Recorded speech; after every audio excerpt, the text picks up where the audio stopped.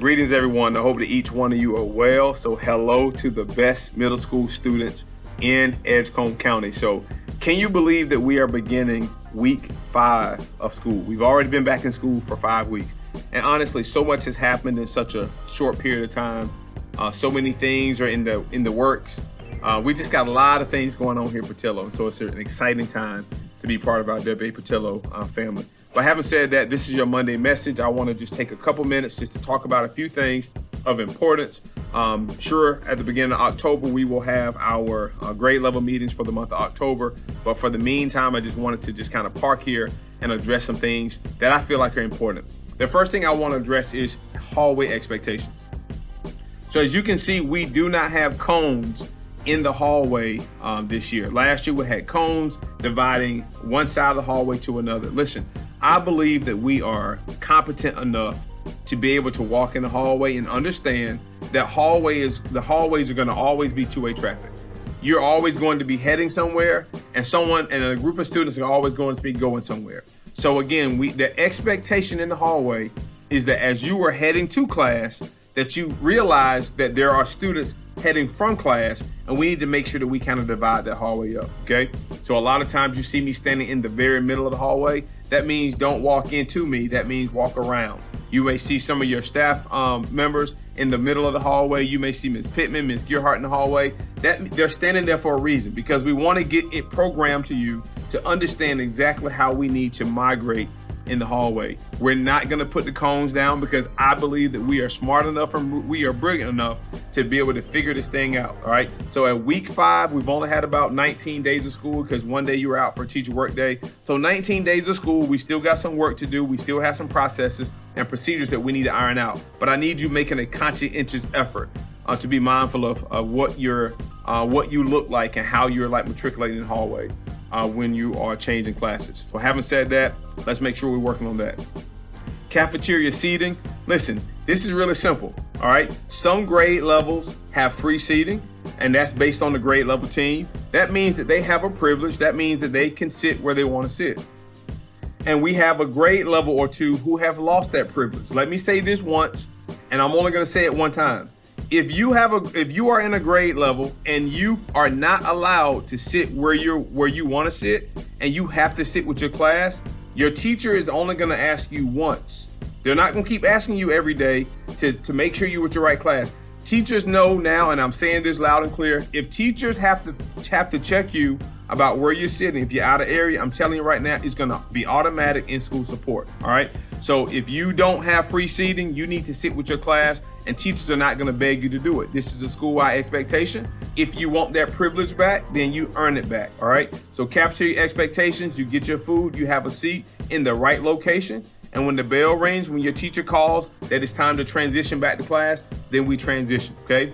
Very simple, all right? So again, if you choose to be out of area, out of your seat, just know that there will be consequences to that. And if a teacher asks you to move and you don't move, then not only are you out of area, but now there's insubordination, that's 2 infractions. And so now you move from in-school support to possibly out-of-school suspension, all right? So let's make sure we make wise decisions. Listen, you guys have done a great job of this, and let me just reiterate this. We need to make sure that we maintain the integrity of our learning environment. I'm going to be honest. When the bell rings and you guys will transition, I literally can stand in the hallway, upstairs or downstairs, and seldomly do I even hear any noise coming out of classrooms. All right. So let me just say this real careful so you understand. So this is not me saying do not talk in classrooms, because listen, when learning is happening and when engagement is happening, that requires like communication, that requires movement, that requires collaboration. I get that.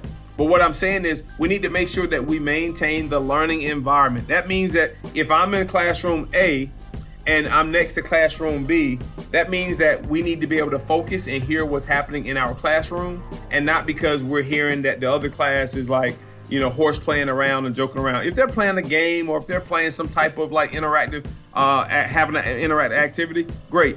But we need to make sure we maintain the learning, the integrity of the learning environment. All right. The only way that we're going to be able to move our school and get our scores up and be the school that I know we can be is we have to maintain the integrity of our school. All right. Last couple things, and this is more so in like terms of student activities. SGA campaigning starts this week. So start thinking about, who you might want to vote for, your SGA president, your grade level president, your vice president, your SGA representatives. And listen, this is not about popularity. I want you to ask yourself, who do I want to lead my grade level? All right. So this means you got to make a strong decision, right? Which is why we've decided to do campaigning, to give you the full civic experience, right? To do your application, to get teacher endorsements, to put your posters up, because we want you to understand that, like, this is how the real world works. You don't just show up and just vote for someone. That person has to, like, prove to you that they are worthy of your vote. All right. So this week, good luck to all of our SGA representatives as they campaign, as we will begin to vote on next week. We got a lot of athletic action happening. Shout out to all the athletes. I love seeing you guys take your academic folders to get signed by your teachers. I really appreciate that. But let me say this, athletes, you are not allowed to leave one teacher's classroom to go to another teacher's classroom to get your folder signed. All right. If you have, for example, I'm just throwing out a teacher. If I have Miss Lyons as my math teacher, I need to get my folder signed while I'm with Miss Lyons. All right. So if you have Miss Lyons for math and you have Ms. Moy for science, you don't need to ask Ms. Moy, can I go to get my folder signed? It is your responsibility as a student athlete to get your folder signed when you're supposed to get it signed. And that goes for 7th grade athletes. And that also goes for 6th grade athletes as well. Okay. So again, I love what I'm seeing. I'm love you guys take the responsibility of getting your academic folder signed. Now I just need you to take it a step further and get it signed when you're supposed to get it signed. So teachers, please do not send students out of the classroom to get folder signed. All right. And again, by game day, you should already have your folder signed. All right. So let me just I'm just going to use football. Football, guys, listen, you play one game per week, and that's on Thursday.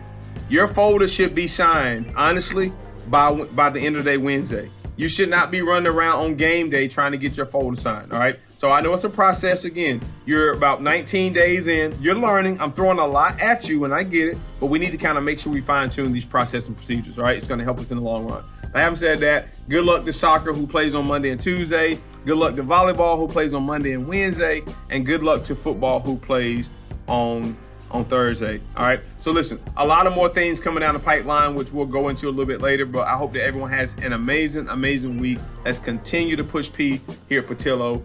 P stands for positivism. P stands for pressure. We got to keep the pressure up. P stands for a whole lot of things, and you guys know it can stand for whatever you want it to stand for you. All right. Having said that, have a great week. Look forward to seeing you in hallways. Look forward to seeing you in the cafeteria, and look forward to seeing you in your classes. All right. Have a great day.